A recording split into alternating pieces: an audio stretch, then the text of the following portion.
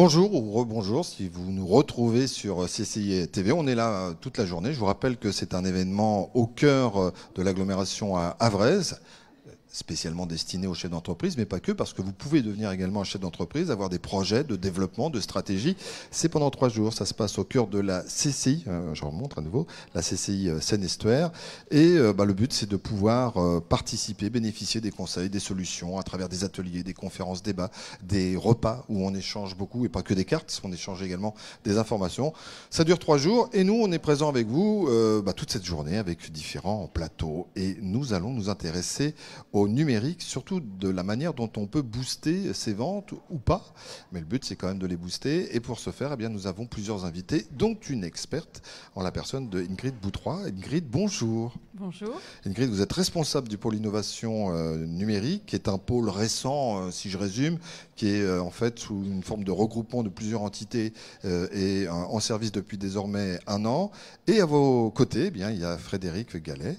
Bonjour Frédéric, vous êtes responsable du magasin La Caviste qui, comme son nom l'indique, s'intéresse particulièrement au divin nectar. On vous retrouve dans un instant, Ingrid. C'est toujours intéressant de connaître un peu le parcours des uns et des autres parce qu'on voit justement les conseils que vous pouvez dispenser aux uns et aux autres. Ça fait aussi partie un peu de l'ADN, de votre ADN par rapport au parcours. Vous avez fait des études en finance et dans le marketing, vous avez fait un petit tour du côté de la mode et le luxe, tout ça n'a plus de secret pour vous. Une bonne période également consacrée à l'innovation, puis en offre d'accompagnement en direction des entreprises pour les accompagner justement dans leur développement. Et puis désormais au cœur de ce récent service, un service qui permet quoi en fait? Qu'est-ce qu'on y fait? Alors c'est un service qui accompagne à la fois des projets innovants et des projets numériques, qu'ils soient portés soit par des porteurs de projets, des futurs créateurs, ou par des chefs d'entreprise déjà existantes. Donc sur la partie innovation, c'est un accompagnement là qui pour le coup est plus long, du stade de l'idée, comme on dit souvent, jusqu'à la commercialisation du produit. Sur l'aspect numérique, on est plutôt là pour répondre à une problématique, parfois qui est déjà bien identifiée. Si elle ne l'est pas encore, on propose des diagnostics numériques aux entreprises pour ensuite aboutir à l'élaboration d'une stratégie digitale ou aussi accompagner une entreprise dans une démarche pour développer sa cybersécurité, mettre en place la réglementation autour des données personnelles, la réglementation européenne qui s'applique maintenant. Voilà, et donc la Caviste a pu bénéficier des conseils de l'une des chefs de projet numérique de notre service. On va y revenir. Est-ce que ce sont des choses qui se font naturellement pour l'ensemble des personnes qui viennent à votre rencontre? Est-ce qu'ils ont déjà une stratégie dans le numérique? Est-ce qu'ils savent déjà? Ou est-ce qu'ils ne se perdent pas un peu? Et en fait, ce qu'ils veulent, c'est de la précision, de la connaissance. Il y a parfois des mauvaises connaissances, ne serait-ce que dans le sourcing, par exemple. On ne sait pas toujours, quand on veut développer une activité, on n'est pas toujours très sûr de savoir si on met les bonnes billes aux bons endroits. Exactement. La stratégie, ils ne l'ont pas toujours. Ils abordent souvent le problème en pensant à un outil, ou en se disant, je veux me lancer sur le e-commerce, je veux être plus visible, donc je vais créer une page LinkedIn ou une page Facebook, mais sans forcément avoir la vision globale pour résoudre en fait un problème ou pour tout simplement développer ses ventes, booster son business. On a encore des professionnels qui en fait font le départ, entament une procédure et oublient qu'il faut la réactiver, la renouveler régulièrement. On parle de la page LinkedIn, c'est vrai que de temps en temps, il faut aussi y remettre un petit peu de la progression, ce qu'on y a fait. Il y a tout l'intérêt pour ceux qui nous suivent et puis aussi pour nous, quoi. Exactement. Il y a la démarche du début, la bonne volonté. Et ensuite, il faut s'y tenir, il faut se forcer un petit peu au démarrage. Après, ça devient une habitude. Mais au début, effectivement, il faut se dire, je vais y consacrer 10, 15, voire 30, ou peut-être même plus, minutes chaque jour pour pouvoir être réellement visible. Chaque jour, oui. C'est un incontournable. Il faut y aller, ne serait-ce par curiosité, pour voir qui a visionné sa page. Ça donne des pistes. Avec le temps, les jours passant, on gagne aussi beaucoup de temps et ça devient 10 minutes par jour. Au début, c'est beaucoup plus chronophage, c'est vrai. Une dernière question pour l'instant. Est-ce qu'on a une idée, puisqu'on parlait par exemple de réseau professionnel, est-ce qu'on a une idée, la question est vague, mais du pourcentage de retour en termes d'intérêt dans le chiffre de vente? Vous me suivez? C'est-à-dire que si on est sur une page, est-ce qu'on se dit c'est du 1%, c'est du 5% ou c'est du 10, du 15%? Ça va être vague en fonction des secteurs d'activité, mais par exemple dans le commerce, on va y venir dans un instant. Ça dépend du secteur d'activité, ça dépend aussi du niveau d'alimentation et d'animation de cette page. Si on met en place, Je pense à Facebook, si on met en place des jeux concours, si on crée des événements, tout dépend de la dynamisation. Ça peut monter jusqu'à 10, 15, peut-être même plus pourcentage des ventes. Frédéric Gallet, la Cavis, bien connue dans l'agglomération, en France entière, on va y revenir dans un instant par rapport à votre parcours. Vous revenez de la plage, on est content que vous soyez venu nous retrouver. Bah oui, il fait beau, le microclimat vrai bien connu, donc on a raison de le souligner. Donc merci d'être avec nous. Vous êtes une adresse de retour sur vos terres, terres quasi vinicoles, on peut le dire. Quelques années en qualité de responsable qualité, puis reconversion dans votre secteur de prédilection, et puis rachat il y a environ 3 ans. Vous me corrigez si je dis des bêtises, d'une entreprise qui vous plaisait bien. Création, pas rachat, création d'entreprise. Création d'entreprise. Et si le raisin, ça vous connaît, les réseaux, un peu moins. Un peu moins. Un petit peu moins. Vous me disiez, parce qu'on a un peu préparé le rendez-vous, Google, oui, mais bon, j'y allais pas spécialement. Pourquoi faire ? Non, moi j'étais vraiment novice. En plus, je n'étais pas chef d'entreprise. Donc en le devenant, je me suis aperçue qu'il fallait que je sois vraiment visible, que la société soit visible. Et c'était un peu la panique, parce que j'ouvrais ma boutique. Tout était vraiment allé très vite. Et après un petit dépannage d'un voisin, en fait, j'ai eu l'aide en fait de Marie, qui travaille donc au support numérique, qui s'est déplacée, qui a diagnostiqué mes besoins urgents, et puis par la suite, voilà les choses qu'il y avait à faire ensuite. Voilà, une sorte de coaching. Oui. Quand vous parlez de Marie, c'est Marie au sein de la CCI. Marie Candace. Voilà, c'est juste notre Marie. le souligner. Bien sûr. Alors, particularité, vous ne voulez pas vendre vos produits par Internet. Alors, on est vraiment dans un autre cas de figure, là. Alors, en fait, c'est pas que je ne veux pas. Moi, je suis devenue commerçante en centre-ville. Parce que j'aime le contact avec les gens, j'ai besoin de faire partie d'un quartier, c'est pourquoi je me lève le matin. La boutique est ouverte, elle se doit être conviviale, j'en fais un point d'honneur, c'est le cœur de mon business. J'aime les vins, bien sûr. Et après, moi, je vends des vins ou des alcools qui ne sont pas dégustables sur Internet.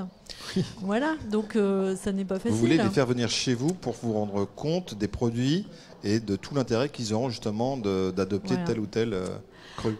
Alors en fait, j'ai fait plusieurs démarches. Donc j'ai fait faire, après avoir lu une étude de marché spécialisée sur les cavistes en général en France, je me suis aperçue que la vente par Internet des vins, c'était pas l'urgence. Voilà. J'ai fait faire une petite étude de marché donc pour mon entreprise, donc qui m'a révélé la même chose, que voilà, il n'y avait pas urgence. Mais étant donné que le e-commerce augmente tous les ans, il faut que je sois prête. Et donc c'est là aussi où j'ai entamé un travail déjà on va dire, accepter de passer du temps, d'être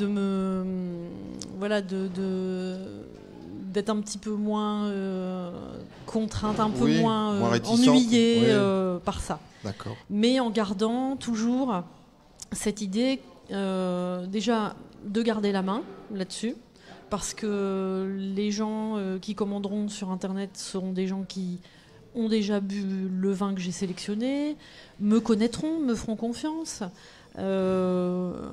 Donc, en fait, ils auront besoin d'une deuxième commande ou d'un contact. Est-ce que vous voyez toute l'importance qu'il y a de la visibilité? Parce que vous me parlez effectivement des clients, on est aussi sur les prospects. Donc, il y a forcément de la visibilité. Et est-ce que vous, par exemple, puisque Ingrid le disait il y a quelques instants, si on peut y aller une quinzaine de minutes par jour sur tel ou tel réseau, est-ce que vous le faites? Ah oui, je le fais maintenant. Ah ben voilà, de conseils, de bonnes pratiques. Oui, je le fais. Alors c'est vrai que j'avais été briefée par rapport à la beauté des photos, par rapport aux commentaires.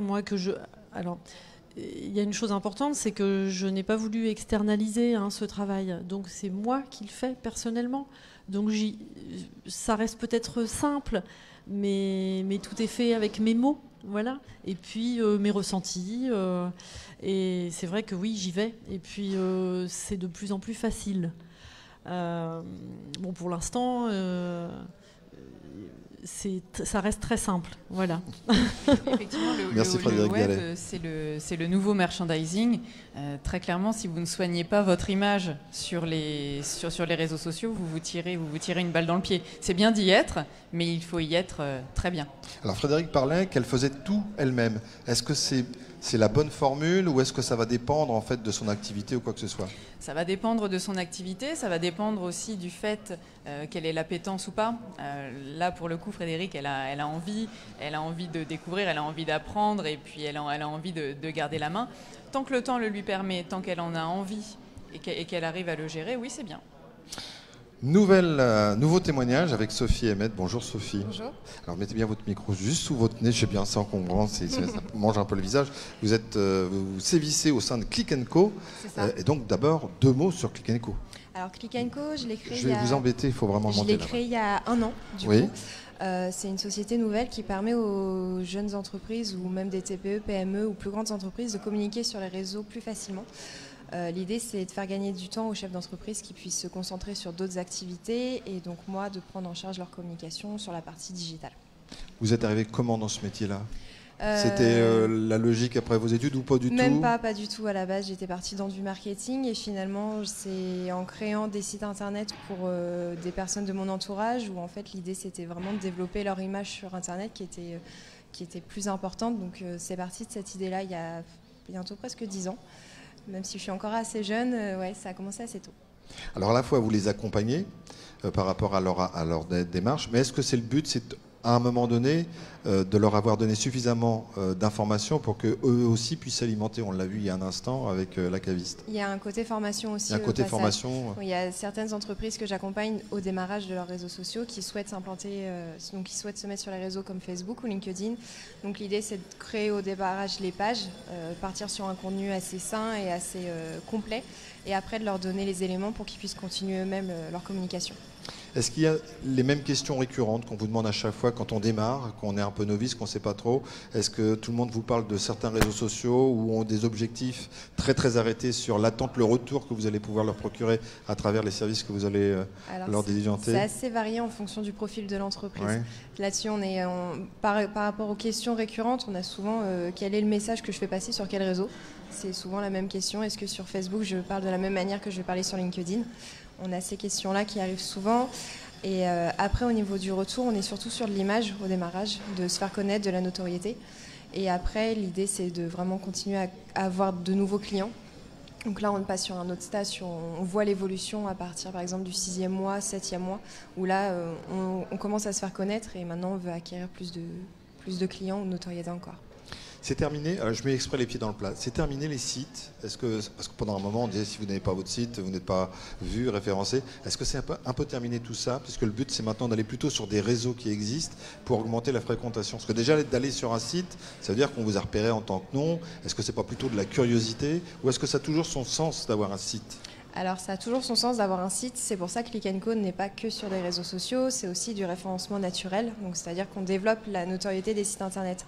Un internaute va d'abord par habitude être sur des réseaux sociaux, à avoir des marques, là il va pouvoir prendre connaissance avec une entreprise, mais aussi le fait d'avoir un site internet va pouvoir lui apporter plus de renseignements que ne pourrait transmettre une entreprise sur un réseau, par exemple de type Facebook.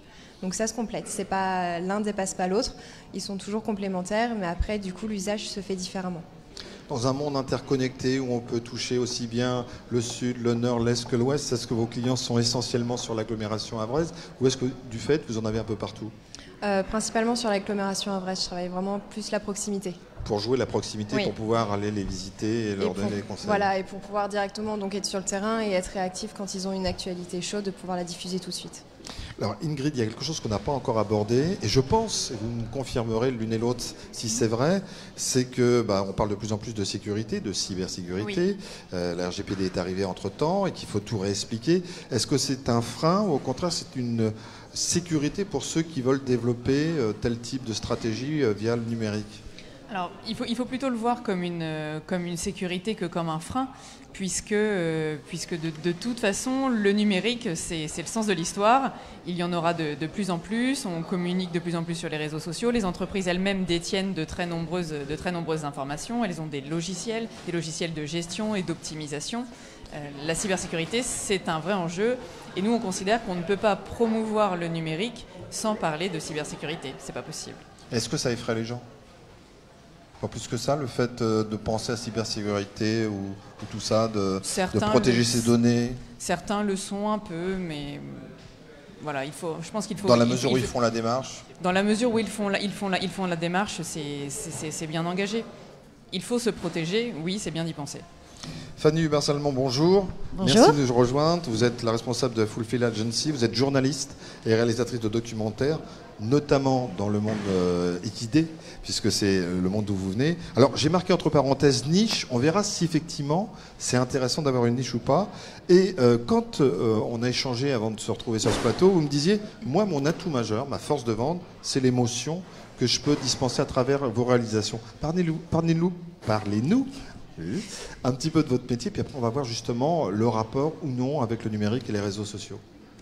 L'avantage de ce métier, justement, c'est qu'on doit trouver sa spécificité, comme dans n'importe quelle activité économique, ce qui fait qu'on a un petit plus par rapport à d'autres personnes. Et j'ai mis du temps à la trouver, en fait, parce que surtout en France, je travaillais pour une chaîne française, on me disait, mais t'es trop dans l'émotion. Et en fait, c'est dans le retour des personnes qui regardaient, qui étaient touchées par des reportages, qui m'ont dit, mais justement, vous nous faites vibrer.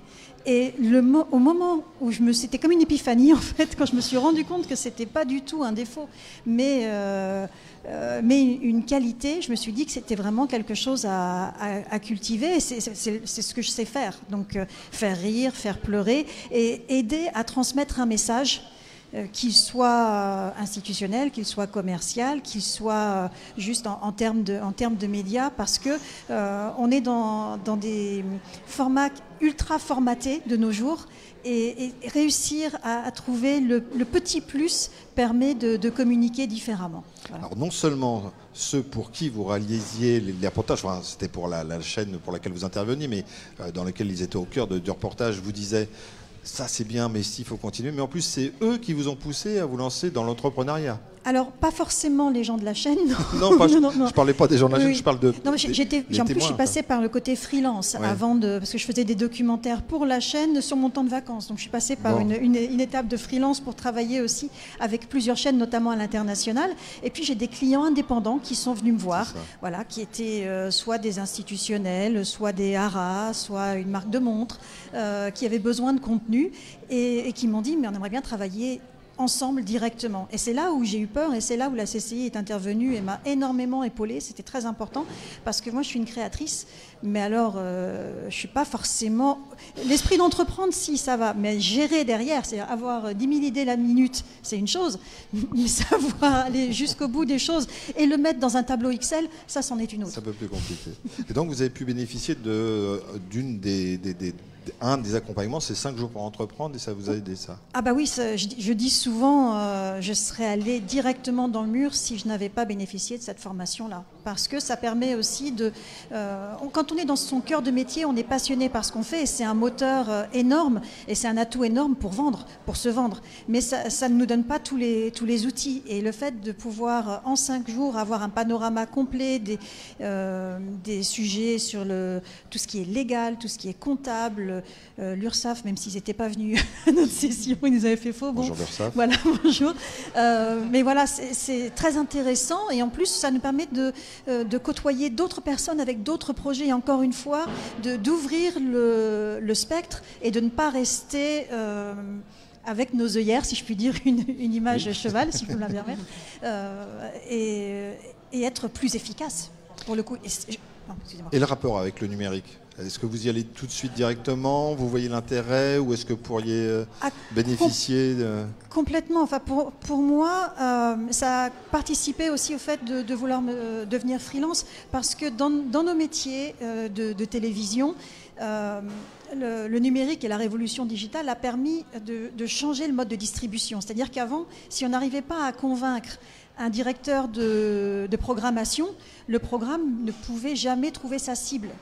Avec les outils digitaux, maintenant, on peut aller directement au contact d'une communauté qu'on peut engager, animer. On peut cibler, on n'est plus dans le ciblage géographique. on peut cibler des gens qui ont un intérêt très particulier partout dans le monde, à partir du moment où on est capable de parler leur langue, ou, enfin, voilà, où on cible des gens qui parlent les langues que vous êtes capable de parler. Quand je vous ai présenté, quand j'ai présenté votre cœur d'activité, j'ai parlé de niche. C'est un plus ou pas? Je poserai la même question à Ingrid parce que c'est aussi de savoir est-ce qu'on a tout intérêt de rester dans une niche. On sait par exemple qu'il ne faut pas avoir toujours les mêmes clients parce que sinon c'est dangereux. Mais là, vous me dites, je suis sur une niche. Et en fait, oui, j'y ai repensé après. C'est vrai que souvent le côté niche a un côté péjoratif, alors qu'on va nous demander de segmenter. Segmenter est beaucoup plus... Et peut-être parfois on segmente dans sa stratégie, mais on n'en parle pas forcément. Moi, ma niche, c'est ce qui m'a donné la confiance de me lancer. Parce que si je m'étais dit que j'allais vendre ce que j'étais capable de vendre à quelqu'un qui fait de l'assurance, je n'y aurais jamais cru. Et pourtant, quelqu'un qui a vu des contenus que j'avais faits pour une start-up dans la biosécurité équine m'a dit « Banco, moi ça m'intéresse, je voudrais la même chose pour mon domaine d'activité ». Ce n'est pas gênant d'être sur une niche quand on est à dimension internationale. Quand on est à dimension nationale uniquement ou locale, Ouais. c'est très risqué. C'est très risqué parce que la taille de marché fait qu'on ne peut pas suffisamment se développer, on ne peut pas générer suffisamment de chiffre d'affaires et pas être rentable. Quand on va à l'international, tout de suite on change de taille. Donc être sur une niche, c'est même plutôt un atout parce qu'on a une vraie expertise, on vend des produits ou on propose des services qui sont très spécifiques, qui sont très clairs pour les interlocuteurs que vous rencontrez. Et vous avez aussi donc toute l'expérience et tout le parcours qui justifie cela. Et pour le coup, non, c'est une vraie force. Quand on va à l'international, c'est une vraie force. Un dernier mot chacune, vous vouliez rajouter, Fanny? Non, je dis, ce qui est important, c'est de ne pas se bloquer, de ne pas s'isoler. Ouais. Et c'est pour ça que c'est important d'avoir des interlocuteurs à la CCI qui vous suivent tout le temps, y compris qui vous rappellent quand vous ne donnez pas de nouvelles. Ça, c'est très important. Et puis, ne pas se dire, je ne fais que ça. Effectivement, parfois, ça ne rentrait pas dans ce que je pensais faire, mais garder l'esprit ouvert. Ça ne veut pas dire tout accepter, mais garder l'esprit ouvert, faire un diagnostic, voir si ça peut rentrer dans une stratégie à court ou à long terme. Ingrid, Fanny, Frédéric qui était passé avant, merci à la fois de vos témoignages, de votre expertise, de votre accompagnement. On sait qu'on peut venir vous voir et qu'on aura de bons et précieux conseils.